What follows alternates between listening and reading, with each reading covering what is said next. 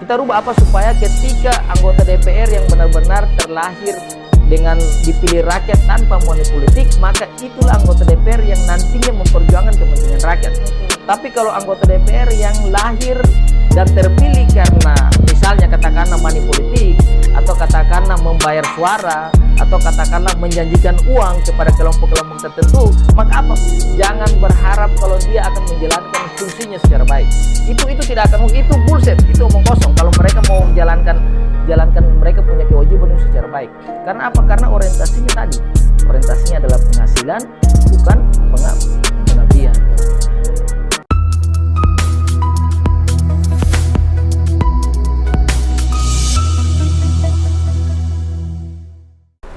Halo guys, Assalamualaikum warahmatullahi wabarakatuh. Selamat siang, salam sejahtera bagi kita sekalian. Om Swastiastu, Namo Buddhaya, salam kebajikan. Salve. Kembali lagi di podcast Tiada Rahman Tulal bersama saya Nini Hukubun selaku host yang akan memandu kita pada acara podcast kali ini. Sudah ada bersama saya di sini Bapak Rizalisun, SHP, SM, SH, MH selaku Kepala Bidang Kemahasiswaan Tiada Rahman Tulal. Kali ini kita akan membahas tentang menagih janji dan peran DPRD atau Dewan Perwakilan Rakyat. Seperti yang kita ketahui bersama bahwa janji politik terutama yang disampaikan oleh anggota DPR atau Dewan Perwakilan Rakyat, bagian penting dari demokrasi. Hal ini berarti meminta pertanggungjawaban dari wakil rakyat atas janji-janji yang mereka buat selama kampanye dan memastikan mereka bekerja untuk kepentingan publik. DPR memiliki peran krusial dalam proses ini menjalankan fungsi legislasi, anggaran, dan pengawasan serta menjadi penyambung aspirasi masyarakat. Ya, apa kabar Pak? Alhamdulillah baik. Ya, hari ini kita mau bahas tentang realita yang terjadi di berbagai daerah, bukan saja di Kota Tual, melainkan di mana tempatnya yang ada pimpinan atau wakil rakyat. Ya. Silakan Pak, kenapa sampai Bapak yang ada di sini? Padahal topiknya ini kan berbicara soal anggota DPR. Iya, sebelumnya terima kasih Ade host, Ade Nining Hukubun, saudara Ketua BEM. Iya. Saya sebenarnya seyogianya itu harusnya bukan saya yang duduk di sini. Iya. Tapi memang saya diundang khusus oleh pengurus BEM, yang mana dari topik yang adik-adik BEM sampaikan harusnya itu anggota DPR yang duduk di sini. Supaya apa? Supaya kita bisa mengetahui sejauh mana realisasi janji-janji itu, sejauh mana peran-peran itu mereka lakukan. Namun karena mungkin saya tidak tahu, mungkin anggota BEM atau pengurus BEM sudah mengundang mereka atau tidak, tapi kalau memang mereka berhalangan hadir, kali ini saya diundang sebagai narasumber untuk membahas itu, dan saya pikir itu topik yang menarik. Ya, betul sekali, namun nanti kita kajiannya dari sisi akademis, kita tidak melihat dari sisi actionnya. Kalau action itu berbeda. Kalau saya anggota DPR misalnya, berarti itu saya akan berbicara tentang action saya selama janji politik seperti apa. Nah, itu akan saya sampaikan di sini, sudah sejauh mana saya lakukan, peran apa yang saya lakukan. Nah, namun karena saya bukan berkapasitas sebagai anggota DPR, jadi nanti yang kita bahas itu hanya terkait dengan kajian-kajian teoritis. Lalu kemudian kita sandingkan dengan fakta-fakta yang selama ini kita lihat di lapangan, secara visual kita lihat apa sih mereka sudah kerja atau belum, janji-janji yang mungkin kita pernah dengar, yang janjinya bukan ke kita mungkin. Ya, mungkin kepada personal lain, kepada orang lainnya, atau kepada pendukung mereka, atau kewajiban mereka secara keseluruhan di kurang lebih 90.000 rakyat di Kota Tual, janji mereka sudah terrealisasi atau belum. Nanti saya pikir kita bahas tentang itu secara umum. Iya Pak, kira-kira kemarin kita melewati masa-masa demokrasi, masa-masa politik yang pemilihan anggota DPRD, DPR dan lain sebagainya itu Pak. banyak sekali anggota-anggota yang mereka berjanji bahwa nanti setelah menjadi anggota DPR mereka akan buat ini, buat itu, tapi sampai sekarang ini kita melihat bahwa sudah dari bulan Oktober tahun 2024 sampai sekarang Juli 2025 ini, sepertinya dari kacamata saya nih, sepertinya saya belum melihat hal itu. Janji-janji mereka belum terrealisasi, belum dilakukan. Kenapa tuh, Pak? Iya, begini. Yang pertama saya harus sampaikan dulu bahwa Indonesia ini adalah negara demokrasi. Iya. Ya, kan? Demokrasi, bahkan dalam Undang-Undang Dasar 1945 itu pasal 28E ayat 3 itu negara memberikan jaminan kepada setiap warganya. Itu kurang lebih bunyinya seperti ini. Jadi setiap orang diberikan hak untuk berserikat, berkumpul, dan menyampaikan pendapat di depan umum. Iya. Nah, kenapa harus ini saya sampaikan terlebih dahulu? Karena ketika negara memberi jaminan kepada kita untuk memberikan pendapat di depan umum, berarti ada fungsi kontrol sosial terhadap pejabat-pejabat yang menjabat di Republik ini, baik itu di tingkatan nasional, kemudian di tingkatan provinsi, dan di tingkatan kabupaten kota. Nah, untuk itu harus dari awal saya sampaikan terlebih dahulu, supaya apa? Supaya diharapkan pejabat itu dia tidak anti kritik. Pejabat harus welcome dengan semua kritikan yang dikasih oleh setiap warganya. Kritikan itu bukan untuk menjatuhkan secara personal, namun kritikan itu untuk membuat perbaikan, baik perbaikan di sisi nasional, bahkan perbaikan secara khusus di sisi daerah.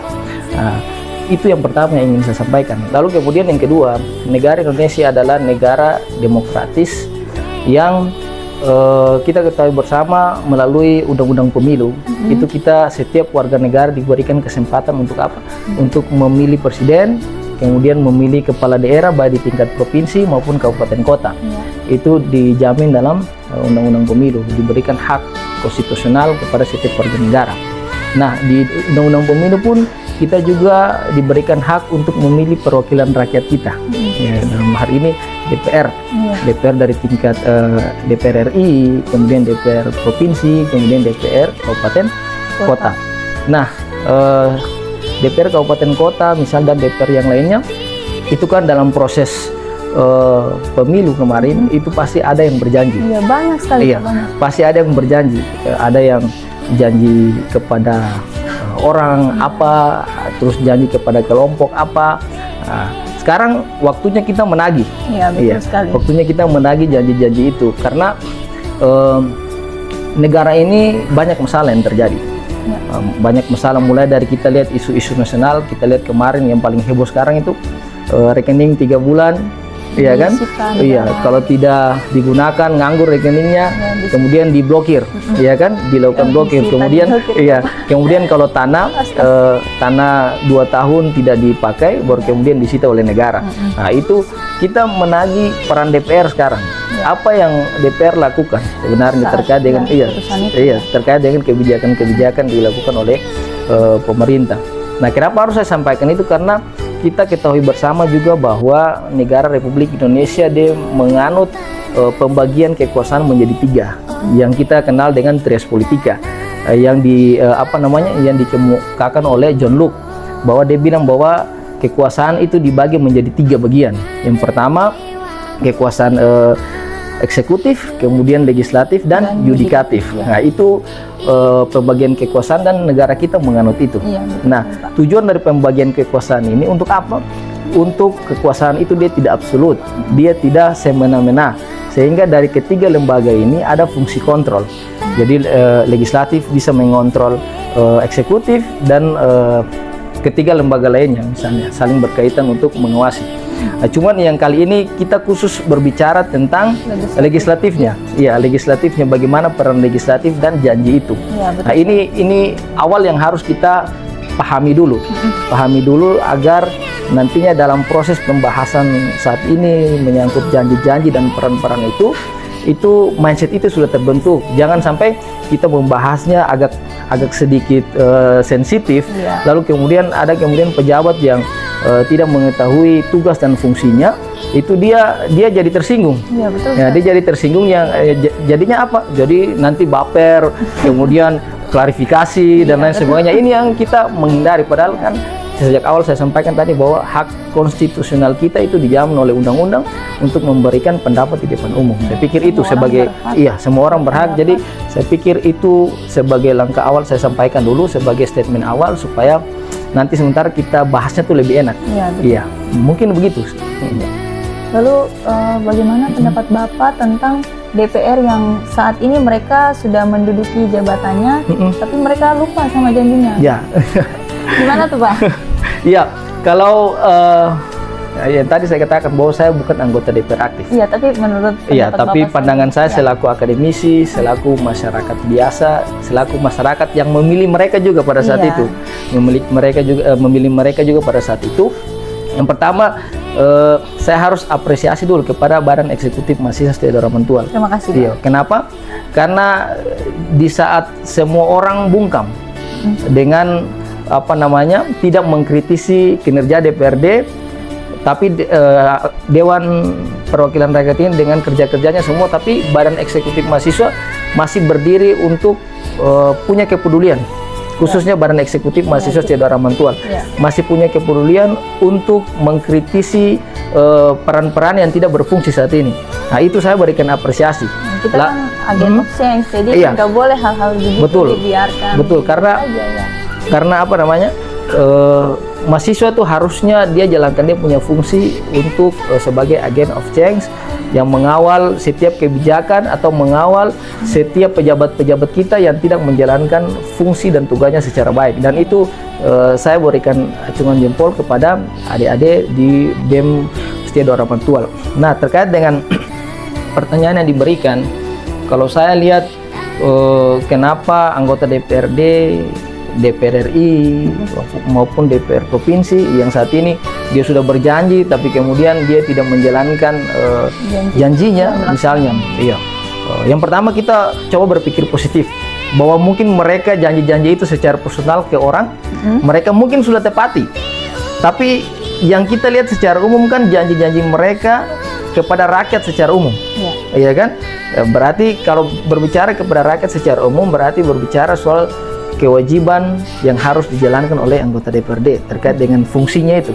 Fungsi anggota DPRD yang kita tahu bahwa fungsi anggota DPRD itu ada 3. Yang pertama itu fungsi legislasi, kemudian fungsi budgeting, dan yang terakhir itu fungsi pengawasan. Nah, 3 fungsi ini kalau berbicara tentang janji. Nah, kalau berbicara janji ini kan dalam proses pemilu itu untuk memilih anggota DPR itu beberapa kali kita temuan di lapangan dan beberapa kali kita melakukan kajian, ada janji-janji politik yang sifatnya kontrak politik yang dilakukan oleh para caleg-caleg itu. Dia misalnya dia melakukan kontrak politik dengan kelompok A dengan jaminan misalnya selama dia jadi anggota DPR kelompok itu akan diperhatikan. Nah, ada juga yang biasa janji politik itu mereka personal, misalnya ada si A dia datang ke calon tersebut lalu kemudian antara mereka berdua melakukan janji politik, misalnya saya akan kerja untuk memenangkan saudara, yang penting saudara memenuhi kebutuhan saya saat ini. Nah, biasanya janji-janji politik seperti itu. Ada yang dia langsung bersifat praktis yang dieksekusi pada saat itu, tapi ada yang sifatnya berkelanjutan. Nah, biasanya itu cara-cara ini yang mereka lakukan. Namun secara kasat mata, secara visual yang kita lihat selama ini, bahwa dengan masalah pengangguran yang begitu banyak, dengan masalah lapangan pekerjaan yang tidak ada, terus angka kriminalitas dia naik, ya kan, hidup semakin sulit. Ini kan kita pertanyakan peran DPRD ini bagaimana? Padahal banyak sekali anak-anak muda yang menganggur begitu saja, dibiarkan saja begitu. Betul. Perannya bagaimana dengan fungsi yang 3 tadi? Nah, fungsi pengawasan yang harus kita lebih menekankan di situ. Dia mengawasi siapa? Dia mengawasi eksekutif. Dalam hal ini pemerintah. Kalau di Presiden kan diawasi oleh DPR RI. Kemudian Gubernur diawasi oleh DPRD provinsi. Kemudian wali kota dan bupati diawasi oleh DPRD kabupaten kota. Nah, ini yang kita pertanyakan perannya di mana. Nah, sehingga kalau seandainya mereka tidak menepati janjinya tadi, mereka tidak menepati janjinya untuk menjalankan fungsi dan peran itu, berarti kalau menurut saya ada dua hal ada dua hal yang menjadi dasar itu mereka tidak membuktikan atau menepati atau menjalankan peran mereka atau fungsi mereka. Itu yang pertama itu ada masalah internal. Itu faktor internal. Yang kedua faktor eksternal. Nah, kalau faktor internal ini itu ada dua hal menurut saya. Ada dua hal menurut saya. Itu yang pertama masalah kualitas sumber daya manusia. Nah, saya dari dulu tuh saya tidak pernah setuju terkait dengan syarat minimal pendidikan itu untuk anggota DPRD.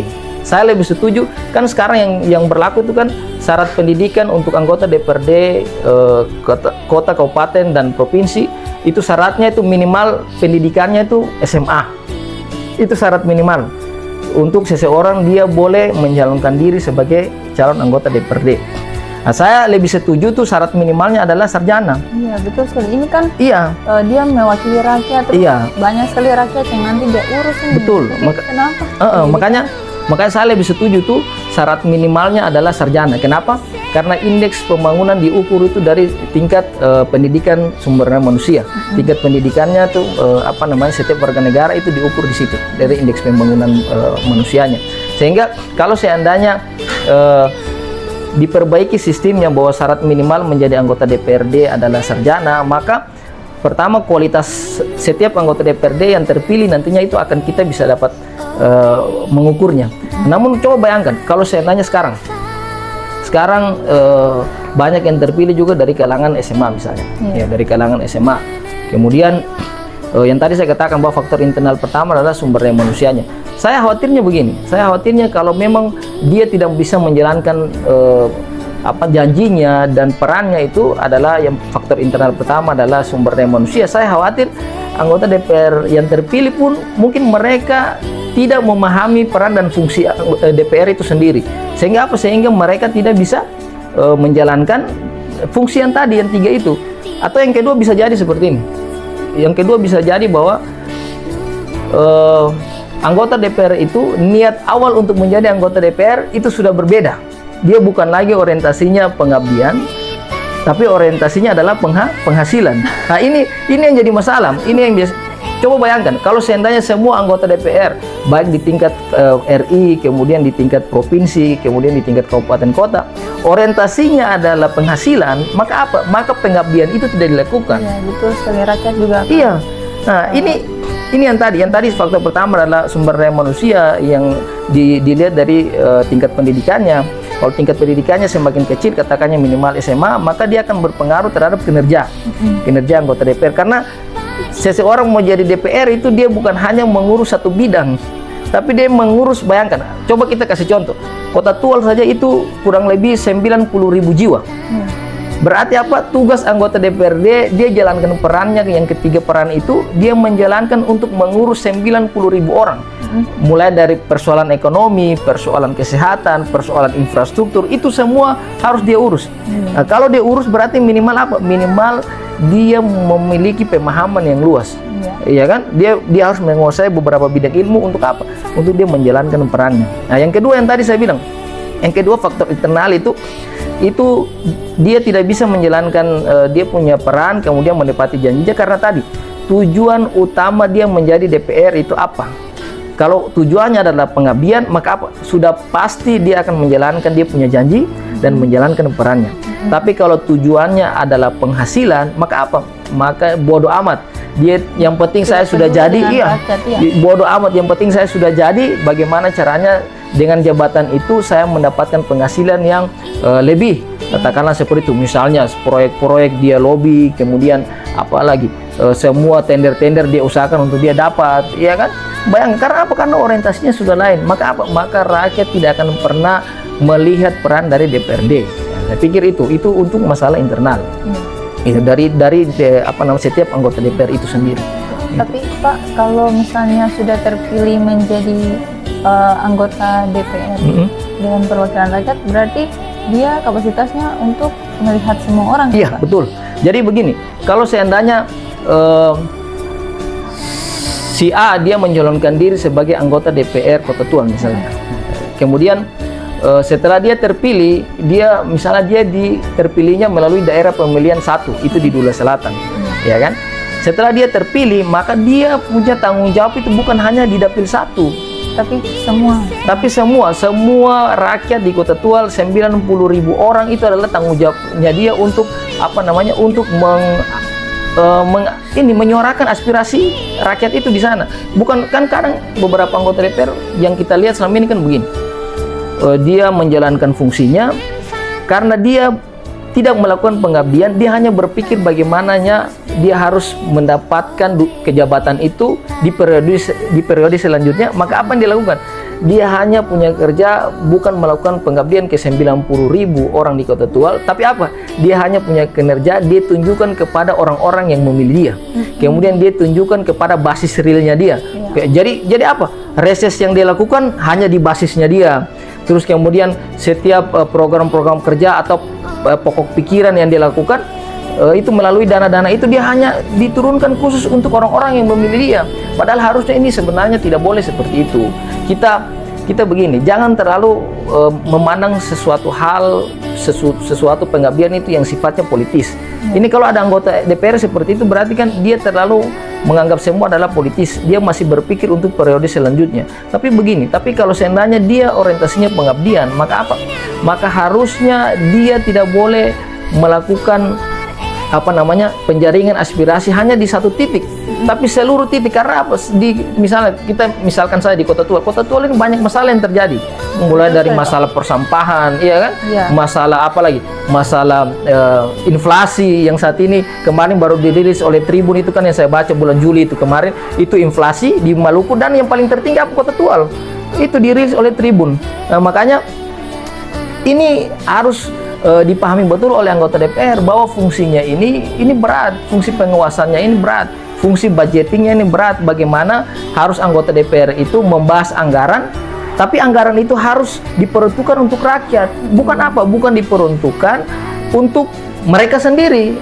Ini yang salah. Jadi kadang begini, kadang sering saya melihat bahwa anggaran-anggaran yang dibahas di kantor-kantor parlemen itu kadang selalu tertutup untuk membahas anggaran itu.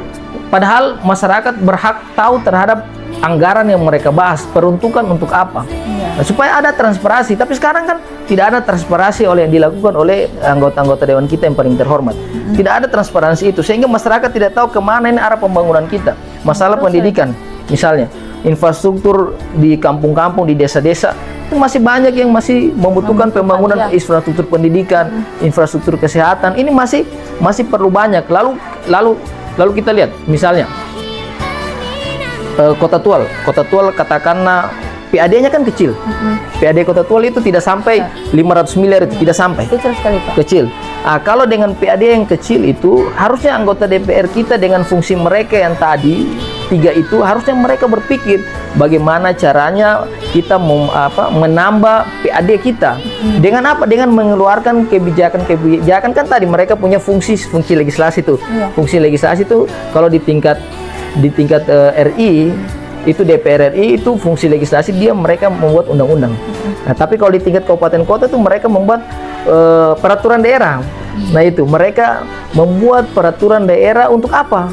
Untuk membangun daerah. Nah, salah satunya bisa saja untuk menambah PAD dengan peraturan daerah yang mereka bikin. Tapi bagaimana mungkin fungsi itu dia berjalan? Bagaimana mungkin mereka membuat suatu perda, tapi kualitas sumber daya manusianya tidak cukup untuk apa? Untuk membuat perda itu. Ini yang jadi masalah. Makanya begini. Makanya jangan kaget kalau seandainya Kota Tual yang kita cintai ini selama ini begini-begini saja, ya kan? Provinsi Maluku selama ini yang begini-begini saja, tidak ada kemajuan yang signifikan. Karena apa? Karena kualitas anggota dewan kita yang memang harus kita kita memberikan masukan untuk segera itu dilakukan perbaikan. Jangan mereka sudah menjabat lalu kemudian saran dan kritik dari rakyat itu tidak dilakukan, tidak diterima. Iya, untuk dilakukan perbaikan. Nah, itu saya pikir itu. Ya, Pak, saya kemarin sempat buka TikTok, terus saya melihat saya melihat bahkan mendengar bahwa rencana mereka yang anggota DPR ini, mereka merencanakan untuk penambahan kursi, Pak. Untuk daerah Kota Di mana? Tual Oh, saja Kota nih. Tual. Iya. Iya. Kalau untuk penambahan kursi itu kan tergantung dengan jumlah jumlah warga, ya, jumlah penduduk di suatu daerah. Jadi kan kalau tidak salah yang saya ketahui itu di atas 100.000 penduduk baru bisa ditambahkan 5 kursi lagi, sehingga total untuk DPRD Kota Tual itu 25 kursi yang awalnya 20. Maksud saya begini, itu boleh-boleh saja, sah-sah saja selama syarat administratif itu dipenuhi, misalnya dipenuhi. Namun kalau seandainya syarat administratif tidak terpenuhi, tinggal 20 orang ini saja coba memperbaiki kualitasnya. Kan begini, 20 orang saja saat ini belum bisa melaksanakan fungsi, belum melaksanakan fungsinya dengan secara baik. Apalagi mau tambah 5 menjadi 25, itu bagaimana ceritanya? Bahkan nanti kalau memang toh penambahan 25 orang tambah 5 lalu menjadi 25 itu menjadi baik, itu tidak jadi masalah. Tapi kalau seandainya tambah 5 orang menjadi 25 lalu kemudian dia menjadi semakin tidak baik, ini kan masalah. Iya kan? Masalah. Terakhir apa? Terakhir yang tadi saya bilang faktor internal 2 itu akan mempengaruhi dia punya peran, lalu kemudian janjinya.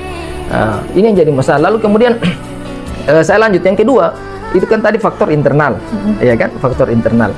Kemudian yang kedua adalah faktor eksternal. Faktor eksternal ini yang mempengaruhi itu biasanya kita punya bapak-bapak dewan itu atau ibu-ibu dewan itu mereka tidak bisa menjalankan fungsinya secara baik. Itu faktor politik. Nah, faktor eksternal ini faktor politik. Misalnya saya kasih contoh begini. Saya kasih contoh, misalnya kepala daerah A. Kemudian yang mengusung kepala daerah ini ada partai B, C, D, ya kan? B, C, D. Kemudian setelah kepala daerah itu dia terpilih, kan harus ada fungsi pengawasan dari anggota DPR nih. Nah, biasanya karena kepentingan politik partai pengusung dan pengusul ini, ketika kepala daerah yang terpilih tadi dia melakukan kebijakan yang tidak pro kepada rakyat, karena kepentingan politik mereka dibungkam. Partai pengusung dan partai pengusung itu dia bungkam, walaupun tadi kepala daerah dia melakukan sesuatu yang tidak benar. Nah, itu faktor-faktor eksternal yang mempengaruhi anggota DPR itu dia tidak bisa melakukan perannya secara baik. Nah, makanya saya sering bilang bahwa setiap anggota DPR yang terpilih dengan cara-cara yang tidak benar, maka akan menghasilkan itu anggota DPR yang tidak akan menjalankan fungsinya juga dengan benar. Karena apa? Karena dari awal dia sudah main dengan cara-cara yang kotor, lalu kemudian dengan tujuan yang tidak benar juga masuk ke dalam lembaga yang terhormat itu. Kemudian untuk apa? Untuk memperkaya dirinya, kemudian untuk memperkaya diri, untuk memperkaya keluarga, dan memperkaya dia punya kelompok-kelompok yang di sekeliling dia saja. Nah, termasuk dia akan membesarkan partainya melalui jabatan itu, tapi pengabdian itu sudah tidak ada. Nah, makanya faktor ini harusnya mari kita mencoba mengevaluasi bersama, bukan hanya dari elemen eksternal di luar anggota DPR, tapi harusnya anggota DPR itu juga sendiri dia mengevaluasi. Saya khawatirnya begini, jangan sampai dia dibungkam, takutnya dia mau berbicara, ada anggota DPR yang idealis ini, yang mau bicara tentang, tapi takutnya dia diancam dengan dia akan di-PAW-kan, ya kan, jabatannya dia akan di-PAW-kan oleh partai apabila dia tidak menjalankan instruksi partai. Ada kan biasa cara-cara begini yang dilakukan sehingga anggota DPR yang awalnya dia idealis, dia tidak lagi bisa berbicara, dia hanya bungkam, diam, dan lain sebagainya. Nah, makanya tidak mau kehilangan kursi. Iya, karena dia juga tidak mau kehilangan kursinya yang mungkin dia berjuang dengan susah payah pada saat prosesi kampanye itu dia sudah mungkin habis banyak katakanlah begitu, lalu siapa juga mau tinggalkan kursi ini. Jadi sudah mending saya diam saja. Nah, padahal kan sangat disayangkan anggota DPR dengan penghasilan per bulan itu cukup besar loh. Berapa tuh, Pak? Itu kalau setahu saya kalau di tingkat kabupaten kota itu ya tergantung dia punya PAD itu ada yang mungkin 30 sampai 40 juta per bulan. Wow. Itu kalau makanya kita tidak kaget pada saat proses pemilu, konsultasi pemilu, demokrasi dia berjalan kan, coba lihat banyak yang berlomba-lomba. berlomba-lomba nih, ini kayak mungkin banyak yang berlomba-lomba, paling sedikit yang orientasinya pengabdian, tapi paling banyak itu orientasinya adalah penghasilan. Itu penghasilan karena apa? Dengan dia punya penghasilan yang per bulan cukup besar, belum lagi itu di luar perjalanan dinas. Misalnya, ya yang saya ketahui di luar perjalanan dinas, di luar reses, di luar poker, di luar apa? Mereka punya studi apa? Studi banding atau studi tiru atau apalah itu.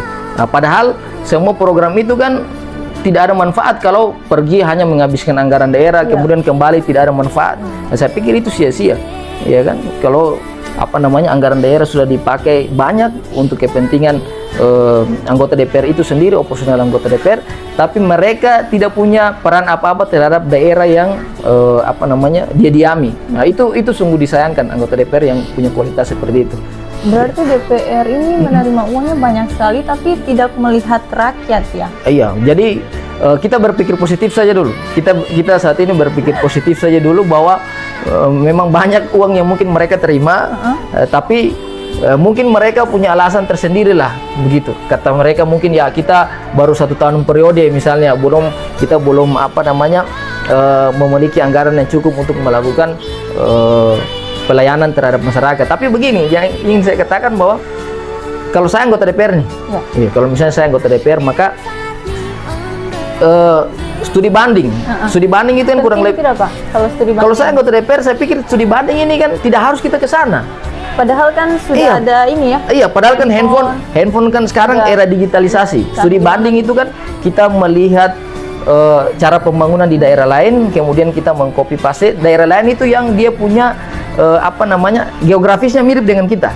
Misalnya di daerah yang punya penghasilan ikan, kita kan daerah kelautan, ya kan? Kita lihat di sana, lalu kemudian kita copy, kita mengadopsi, lalu kita kembalikan ke daerah kita supaya diterapkan, supaya bisa menambah PAD dan melakukan perubahan kepada daerah. Maksud saya begini. Sudah berapa kali periodisasi DPR yang terjadi, dan sudah mungkin ratusan kali dilakukannya itu studi tur atau apalah, studi banding, studi tiru. Nah, itu sudah banyak dilakukan, tapi dampak yang positif dari perjalanan-perjalanan itu apa? Itu tidak terlihat secara signifikan. Pernah ada lihat tidak? Pernah ada lihat tidak bahwa mereka pernah melakukan studi banding atau studi tiru itu, lalu kemudian kembali mereka menerapkan ke daerah atau tidak? Sejauh ini sih tidak. Yang dikeluarkan langsung statementnya oleh anggota DPR, ada tidak? Tidak, Pak. Tidak kan? Iya, jadi tidak ada manfaat sebenarnya. Kalau saya anggota DPR, maka saya tidak menolak dengan tegas terkait dengan agenda-agenda itu. Saya menolak karena itu mending uang yang kita gunakan itu yang dipakai sana mereka untuk jalan-jalan, katakanlah. Apalagi efisiensi seperti ini. Uang yang mereka pakai untuk jalan-jalan mending itu dialokasikan kemana? Ke pembangunan infrastruktur. Lihat masalah pendidikan belum tuntas. Dikasih masalah sampah, coba kita lihat. Di jalan-jalan itu sampah bertebaran. Alasan bahwa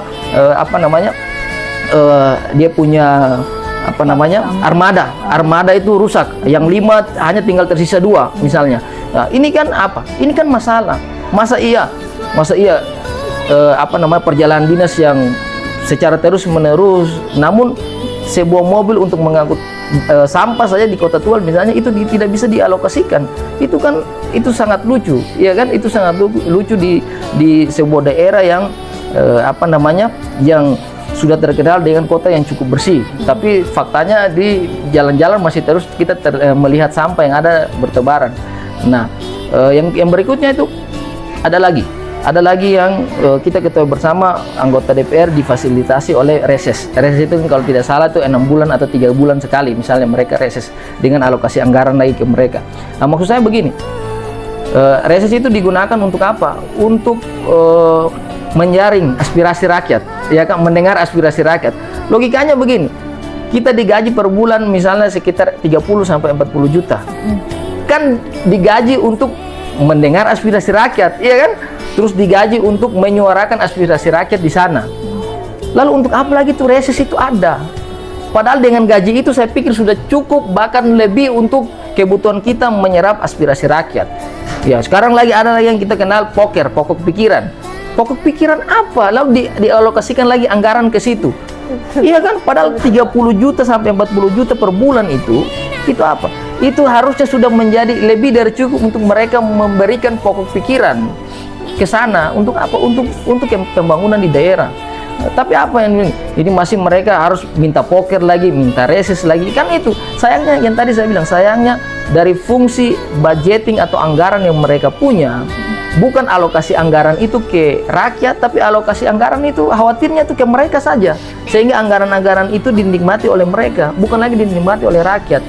Coba bayangkan, angka inflasi tinggi, ya kan? Inflasi tinggi, barang-barang di pasar mahal, ya kan?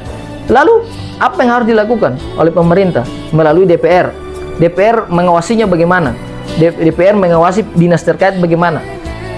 Apakah selama ini ketika kita dengar barang naik, kita pernah dengar anggota DPR berbicara bahwa ini inflasi, kita harus mendorong untuk melakukan penurunan inflasi? Apa pernah kalian dengar? Tidak, Pak.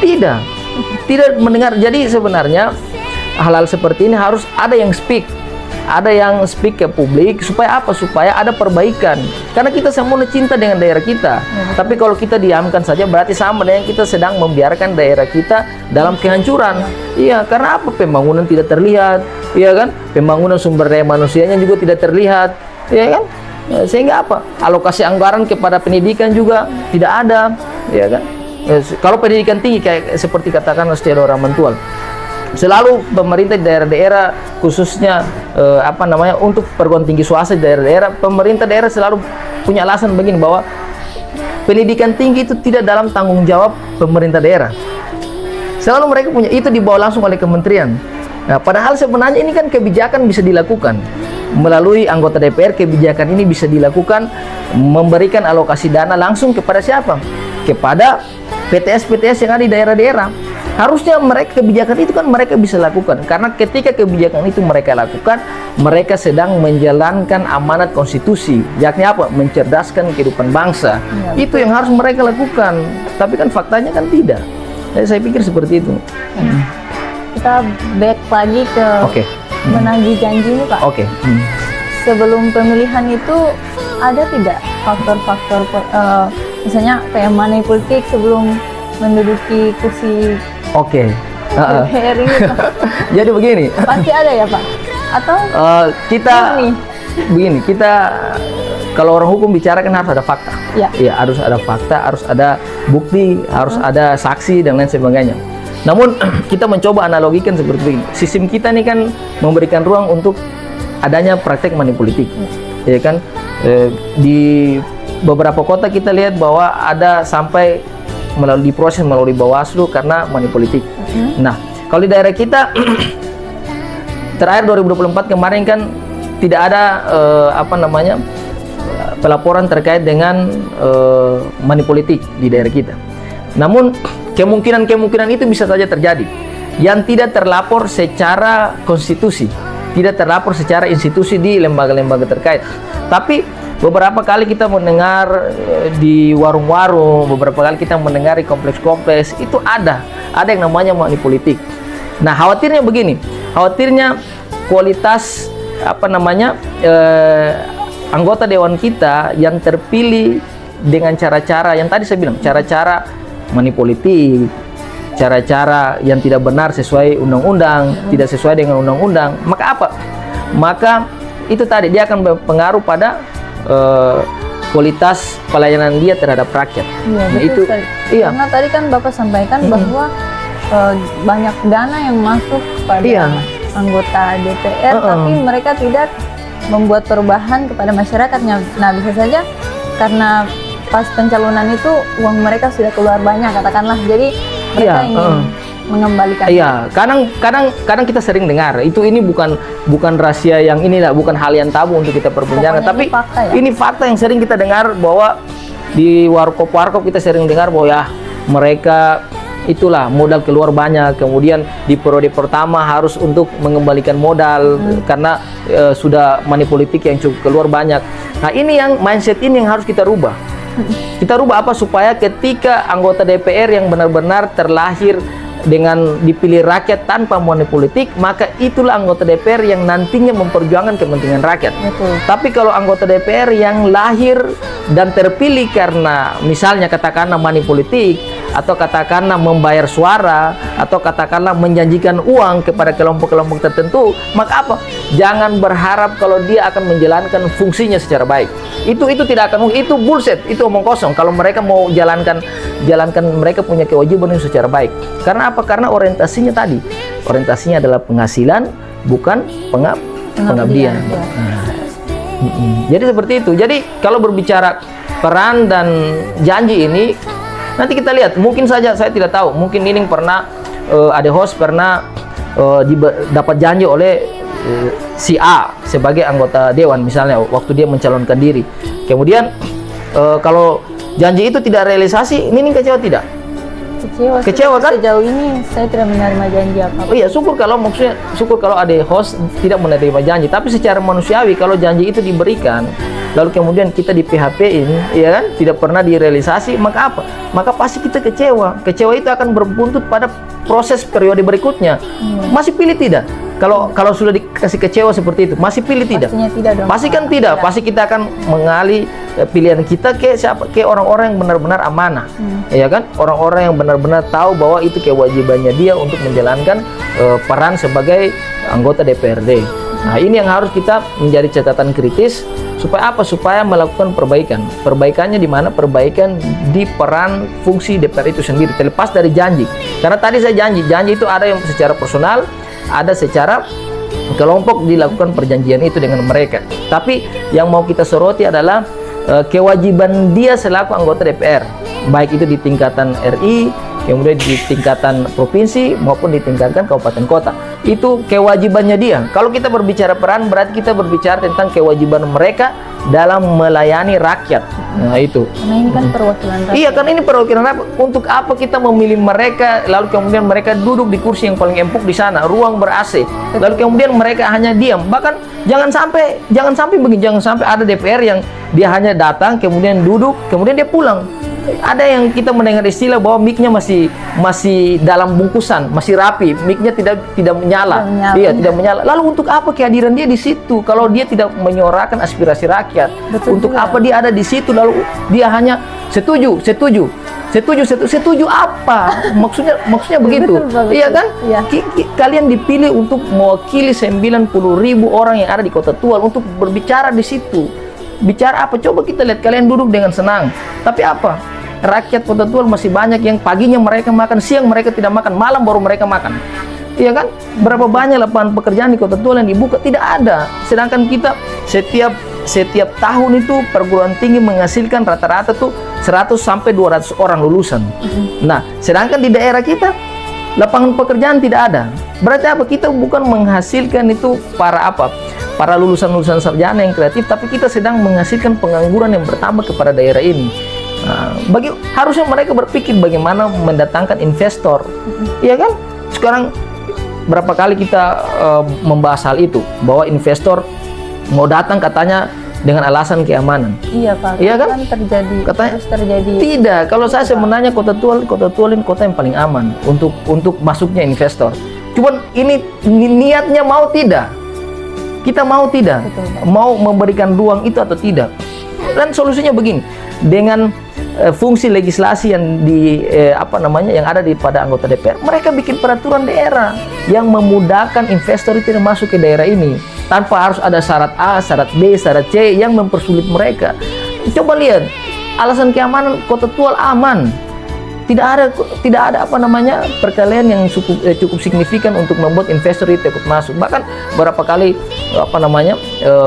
wisatawan yang mancanegara bahkan lokal pun datang kan aman-aman saja, mereka tidak merasa terancam. Berarti alasan ini kurang logis ya? Iya, sebenarnya alasan itu kurang logis. Kota Tual jangan menimbulkan stigma kepada orang luar bahwa Kota Tual itu kota tidak aman.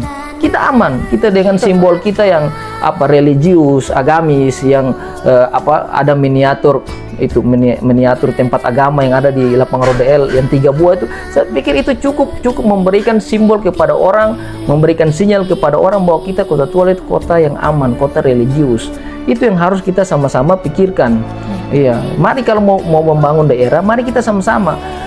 Pejabat kita membuka diri dari semua kritikan, semua saran, mereka membuka diri. Jangan sampai begini, ada pejabat yang ketika kita membahas seperti ini nih, tiba-tiba lagi dijadikan masalah, ya kan? Dijadikan masalah karena tidak terima dengan kritik ini. Padahal kan untuk membangun. Padahal kritik ini untuk membangun daerah kita sama-sama. Ya. Dan kalau memang itu faktanya, fakta pun seperti itu, harusnya mereka introspeksi diri, menyadari bahwa betul selama ini saya menjabat, saya tidak pernah lakukan apa-apa.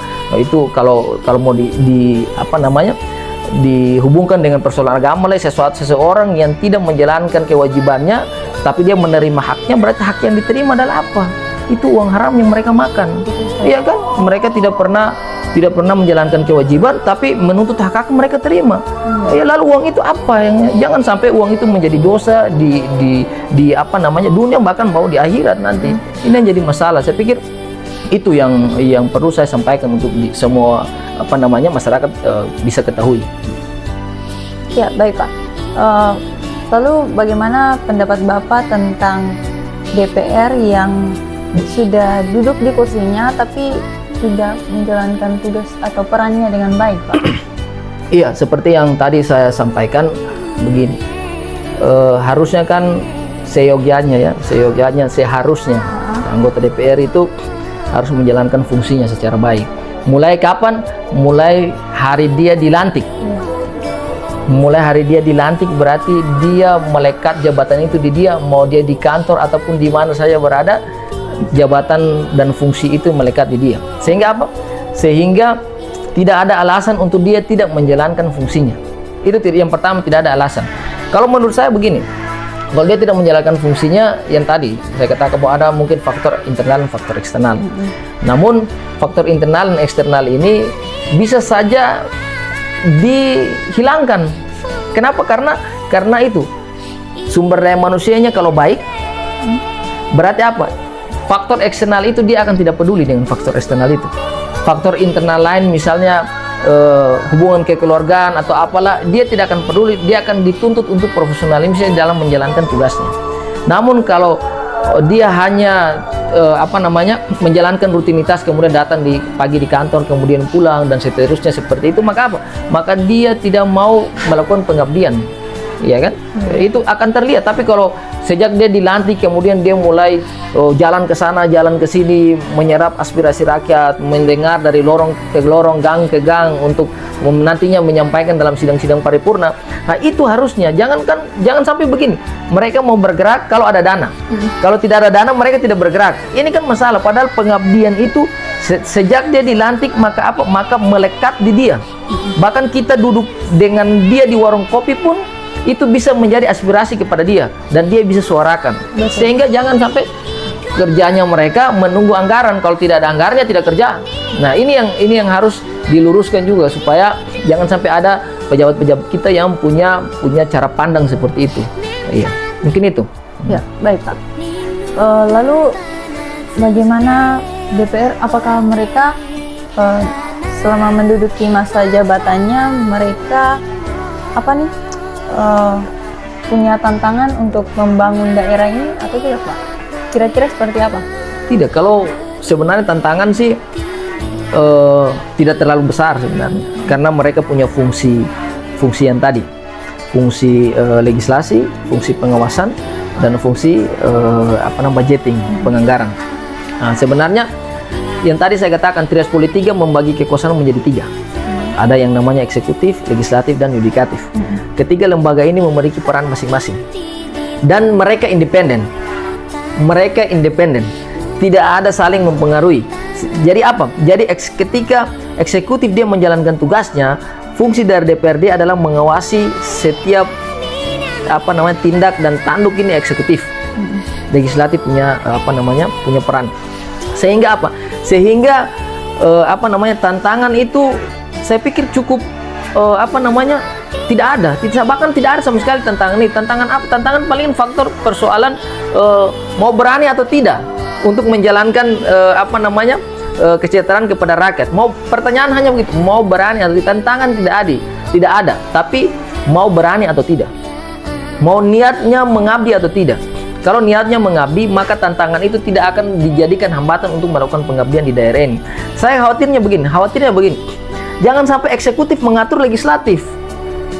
Bahaya sih. Bahaya kalau yang awalnya tuh legislatif fungsinya untuk mengawasi eksekutif, tapi karena kepentingan politik, kepentingan misalnya eksternal lainnya yang harus saling berkaitan dengan eksekutif, khawatirnya eksekutif ini dia mengatur legislatif. Kalau sudah begitu, untuk apa lembaga terhormat ini diadap kalau eksekutif ini dia mengatur legislatif? Betul, Pak. Iya kan? Lalu sia-sia semua kita punya perbincangan di lorong-lorong, kita punya perbincangan di sampai demo-demo. Iya kan? Sia-sia kita punya perbincangan di mana-mana terkait dengan memperbaiki sistem demokrasi kita. Kalau apa? Kalau semua dianggap sebagai proyek. Legislatif mau cari proyek di eksekutif, katakanlah seperti itu. Sehingga apa? Ketika eksekutif mengasih proyek di legislatif, berarti apa? Dengan mudahnya eksekutif akan mengatur legislatif, lalu kemudian marwah lembaga itu dikemenakan. Iya kan? Betul ya. Iya, tidak ada lagi marwah di lembaga yang terhormat, Dewan Perwakilan Rakyat. Semua tingkatan, DPR RI, DPR Provinsi, DPR Kabupaten Kota, kalau sudah diatur oleh eksekutif, maka bagusnya DPR dibubarkan saja. Iya kan? Kalau sampai legislatif, eksekutif sudah mengatur legislatif, untuk apa ada legislatif? Kalau sudah diatur seperti itu, untuk apa ada perwakilan kita di lembaga-lembaga itu? Kalau mereka diatur, kita memilih mereka, tapi mereka diatur oleh orang lain, tidak mampu menyuarakan aspirasi kita. Ini kan bahaya. Iya kan? Itu saya pikir pandangan saya seperti itu.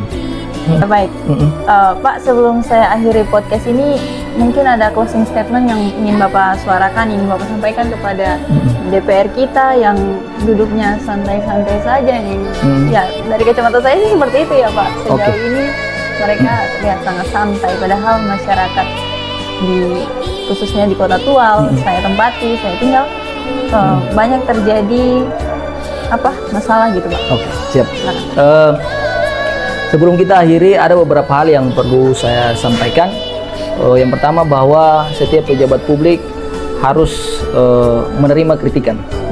Harus menerima kritikan, harus menerima saran, karena rakyat memiliki fungsi kontrol sosial terhadap pejabat publik.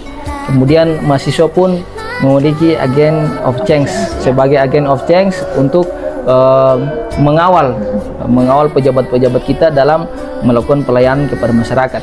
Sehingga ruang-ruang podcast seperti ini adalah media untuk memberikan saran kepada pejabat-pejabat kita, sehingga harapan saya podcast ini bisa didengar, kemudian dilakukan perbaikan.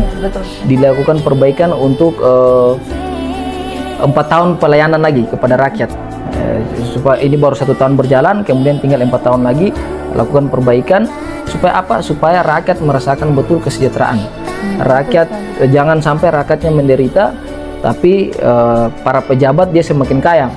Kayak sekarang ada istilahnya bahwa koruptor tidak dimiskinkan, tapi rakyat dipajaki.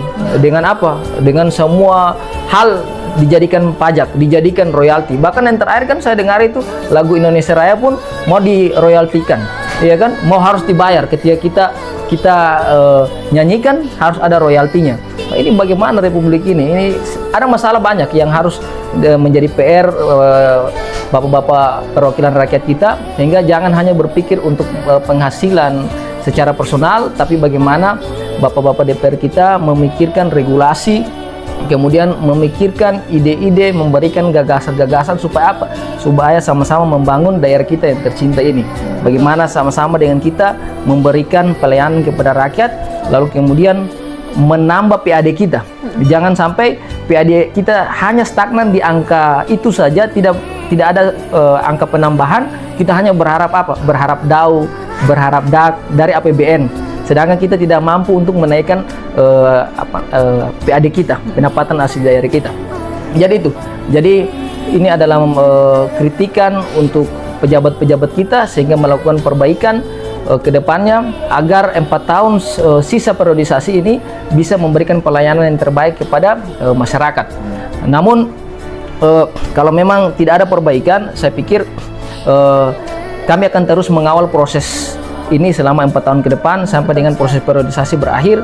Dan apabila ada salah, kami akan tetap menyampaikan salah, dan benar kami akan melakukan memberikan dukungan kepada mereka. Dan kepada rakyat seluruh 90.000 yang ada di Kota Tual, marilah kita sama-sama mengawal pejabat-pejabat kita, baik eksekutif maupun legislatif, dan kita mendukung semua proses yang nantinya baik untuk rakyat. Tapi kita akan menjadi garda terdepan juga untuk mengkritisi mereka apabila kebijakan-kebijakan yang mereka ambil itu tidak pro terhadap rakyat. Iya, betul. Iya, supaya apa? Supaya kita menekan angka inflasi yang terjadi, kemudian kita memperbaiki semua masalah-masalah sosial yang timbul di masyarakat. Saya pikir itu. Lalu yang terakhir, sebelum saya kembalikan ke host, bahwa Setiada Rahman Tual masih membuka pendaftaran mahasiswa baru sampai bulan September. Ya. Jadi bagi adik-adik kita yang baru selesai sekolah atau yang sudah lulus namun belum bisa menentukan pilihan untuk kuliah di mana, maka Setiada Rahman Tual menanti kalian. Setiada Rahman Tual tidak mahal-mahal dalam biaya kuliah. Ya. Bahkan ada, saya pinjam kata rekan saya, bahwa Setiada Rahman Tual itu adalah kampus yang paling murah, bukan hanya se-Indonesia tapi sedunia katanya. Jadi mari silakan bergabung, kami tunggu kedatangan kalian di kampus Setiada Rahman Tual, kampusnya pemimpin masa depan. Demikian yang bisa saya sampaikan. Saya pamit undur diri. Nanti setelah itu saya kembalikan ke adik host. Bila taufiq wal hidayah. Assalamualaikum warahmatullahi wabarakatuh. Setiada Rahman Tual, kampusnya pemimpin masa depan. Baik. Semoga Bapak Ibu Dewan yang terhormat dapat melihat podcast kita kali ini, dan bukan saja melihat, bahkan mendengar, namun dapat mengevaluasi diri dan membuat perubahan-perubahan besar dalam daerah ini. Di mana saja kalian menempati, kalian harus membuat perubahan besar karena kalian adalah orang yang dipilih rakyat, dan untuk juga memberikan yang terbaik kepada rakyat. Ya, demikian podcast kita kali ini. Wassalamualaikum warahmatullahi wabarakatuh. Selamat sore, salam sejahtera bagi kita sekalian. Om Swastiastu, Namo Buddhaya, salam kebajikan. Salve. Terima kasih, Pak.